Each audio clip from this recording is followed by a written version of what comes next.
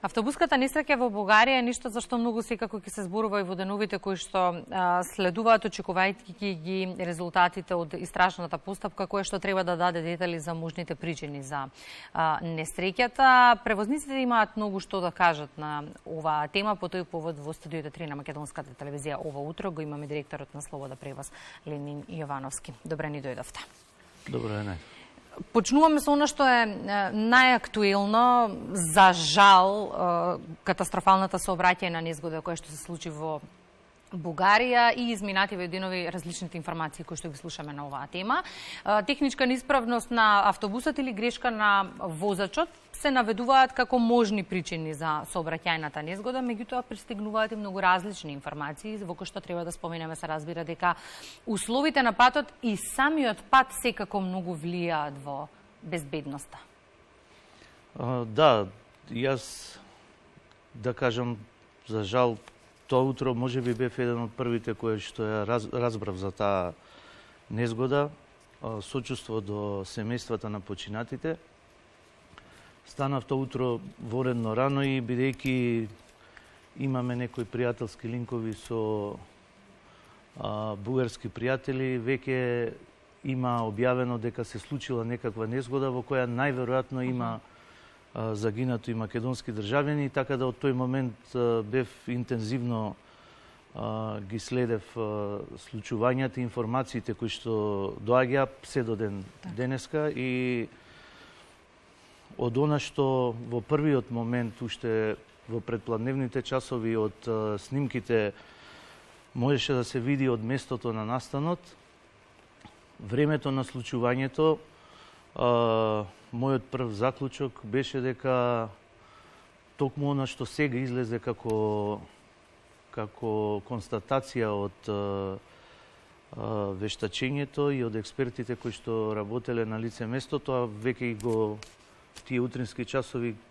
во таа комуникација го сподели во таа група кај што разговараме на таа тема, дека според мене најверојатно се работи за невнимание на возачот, меѓутоа уште повеќе е лошата сигнализација сообраќајна, како хоризонтална, така и вертикална на соодветното место, бидејќи имате едно случување да при возењето наеднаш на патот ви се појави физичка препрека ограда, која што одвојува еден дел, додава дополнителна лента, која што е за одмор или за паркинг време на возилата, што е, да кажем, едно многу чудно решение кога станува збор за држава членка на Европската унија и она обележувањето што е, што кажав, хоризонталната и вертикалната сигнализација воопшто не соодветствува на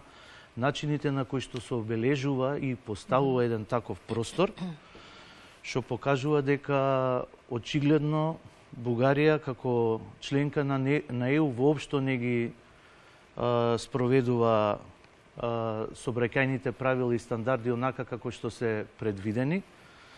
И една од главните причини е тоа, бидејќи кога имате такво поставување, треба многу пред тоа да биде сигнализирано.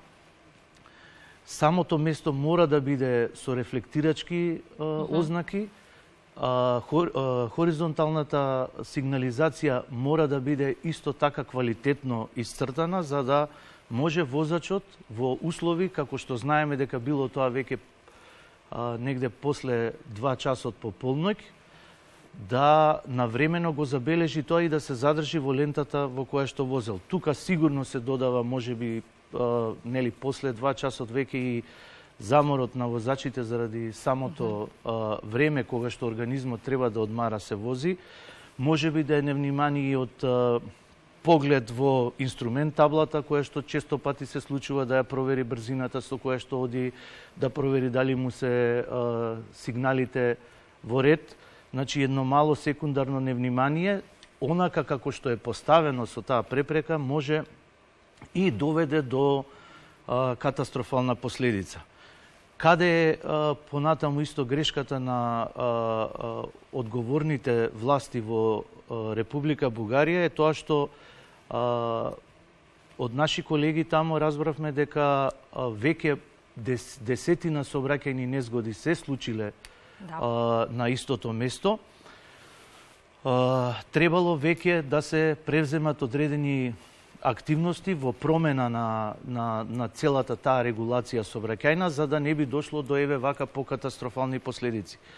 За жал во сообраќајот најчесто статистичките бројки придонесуваат кон промена на одредено сообраќајно решение, и тоа е факт, тоа така го предвидела и науката, меѓутоа сметам дека доволно биле неколку сообраќајни незгоди да го вклучат алармот за тоа да се промени.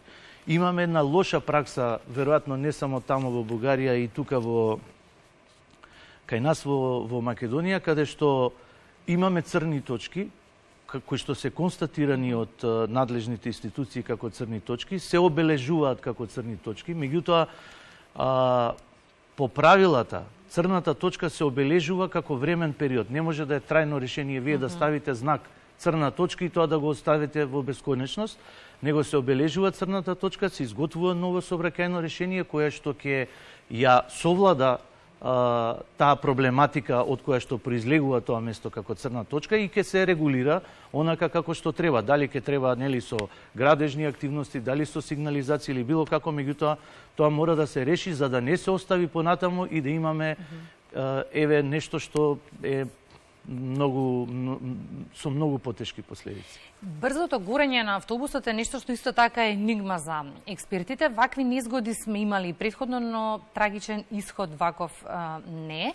Меѓу другото, бугарските истражни органи категорично ги отфрлија шпекулациите дека во изгорениот автобус било превезувано бензин или нафта, а тоа го потврди државниот јавен обвинител Јоваски. Која е причината, според вашето мислење, зошто? Истото го искоментирав во тие исти утрински часови од она што првично се кажа, од лице место се кажа дека веќе имало траги на истекување на горивото. Не е тешко да се предпостави, тоа исто го напишав, дека помеѓу триењето на два метала нормално предизвикува искрење и може да дојде до запалење ако тие искри доведат до контакт со запаливо гориво. И по мене исто така предпоставив, бидејќи ние меѓу нас превозниците се знае дека одредени возила носат дополнително канти за гориво, како што и во овој случај се потврди дека канти имало, меѓутоа биле празни и се наоѓале во задниот дел на автобусот. И јас предпоставив дека има тамо на тоа место во внатрешноста на возилото, и тоа ми беше едно потврдување дека палењето на тоа гориво довело до брзо запалување на целиот автобус во предниот дел. Сега ова што го слушам како резултат од вештачењето, за мене остава еден голем прашалник, бидејќи јас сметам дека не можело да дојде до такво интензивно палење, за да може да тоа се толку брзо прошири и да немаат можност патниците да го напуштат автобусот ако знаеме дека средната врата веќе била отворена. Потврдува дека немало трауми на патниците, немале искршеници, жртвите кои што веќе се е направена обдукција, дека сите починале од задушување. Ако го земеме во предвид моментот на ударот на автобусот со железната ограда, кој што до застанувањето според мене не би требал да биде повеќе од 15 на секунди, бидејќи исто на почетокот кажа дека немало траги на кочење, сега се испостави дека возачот кочел, се борел со автобусот, во таа добил некаква девијација на движење, па се префрлил во средишниот дел на другите две заштитни огради, што според растојанието не би требало да е повеќе од 15 секунди. И според мене е нејасно како успеал пламенот толку да буфне, да се створи толкав чад за толку брзо време во внатрешноста автобусот, за да ги парализира сите тие жртви и да не можат тие да го напуштат автобусот, бидејќи се работи за многу кратко време. Значи, не сметам дека возилото, иако претежно новиот тип на возила, а и повеќето автобуси и резерварите се напред. Меѓутоа станува збор за возило кое што не е постаро од 3 години, од 2018 година, возило кое што ги има сите заштитни системи против пожарни во самото возило. Изолацијата на резерварите не би требало да е таква да може да доведе до ваква несреќа. Автобусите денес како се произведуваат, токму тоа се секогаш многу поскапи и поскапи, заради тоа што особено внимание се посветува на безбедносните системи. Тие имаат и како што видовте, спасување во задниот дел каде што е скршено стаклото. Дополнително имаат во отвори на кровот кои што сега во случај на хаварија може да излезат. Мене ова што е последната информација ми е нецелосна, недовршена, нејасна и никој не кажа како димот се створил толку брзо за да луѓето не можат да го напуштат автобусот. Иако бил во исправена состојба, иако бил со отворена широка средна врата, да сите што излегле од позади, а никој да не успел да излезе од средишниот дел. Значи тоа било некаква експлозија од нешто што веројатно оние кои што го проверуваат сега треба да го докажат како такво. Дури јас оставам простор дека можеби да имало некоја направа која што била експлозив, да не одам до таа теорија дека можеби се работи и како веројатност може да постои, затоа ви велам.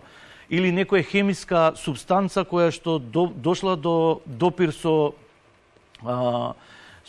пламенот и брзо реагирала. Иначе, по мене, ова е недообјаснето вештачењето. Значи, фали тој момент да видиме како автобусот се запалил толку брзо и создал таков дим од кој што се задушиле до смртност. Да, но се надеваме дека во деновите кои што следуваат ќе добиеме и вакво објаснување, бидејќи граѓаните ние го бараме тоа. Обично при вакви несреќи за жал се отвори прашањето за техничката исправност на возилата и за тоа колку станиците да технички преглед ревносно ја вршат својата работа или прогледуваат низ прсти. Од вашето искуство, какви се документи се потребни за технички преглед? Какво е искуството со станиците за технички преглед? Во случајов, прво да го расчистиме тоа, сметам дека автобусот од тој производител од кој што бил и од она што кажуваме дека е не постар од 3 години, сметам дека треба да се исклучи како можност некаква техничка неисправност, сем ако е некоја во делот на она производството што не би било дозволило. Пак, значи тоа не е невозможно, меѓутоа јас од мој аспект сметам дека треба да се исклучи како варијанта. Меѓутоа, ние во превозот користиме автобуси кои што се многу постари, со повеќе од 20 години, кои што исто така имаат право да вршат превоз на патници. Кај нас стандардот се уште кој што се применува за превоз на патници е Евро 2 и тие автобуси подлежат постарите во посебни на секој 2 години одат на посебни технички прегледи кои што добиваат потврда за исполнување на техничко-експлоатационите услови, а кои што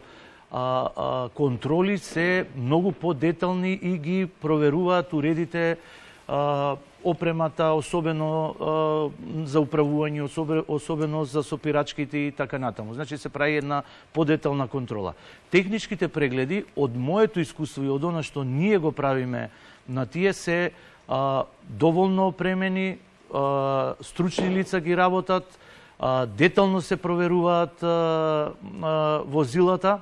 Кога станува збор за возила кои што се во јавниот превоз, во превозот на патници, значи имаме редовен годишен технички преглед, технички преглед на секој 6 месеци, а во меѓувреме сме постојано контролирани од сообраќајната полиција која што во меѓувреме ги вози на вонредни прегледи да ја констатираат исправноста на возилата. Истата таа сообраќајна полиција, да речеме во Тетово, последниве денови казни 7 градски автобуси кои што не ги исполнуваат условите. Информациите од Охридско-Струшкиот регион ги слушнавме пред малку 196.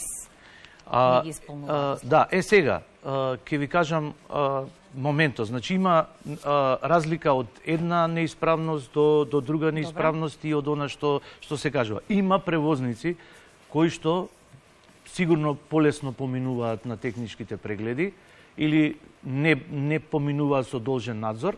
Ако видовме дека овој автобус можел без извод од лиценца да ја напушти државата и да не се евидентира воопшто, значи кажува дека имаме голем системски проблем и негде нешто не функционира. Ние превозниците постојано се жалиме дека некои се привилегирани, а некои се под постојан надзор. Некои не се казнуваат, некои се казнуваат.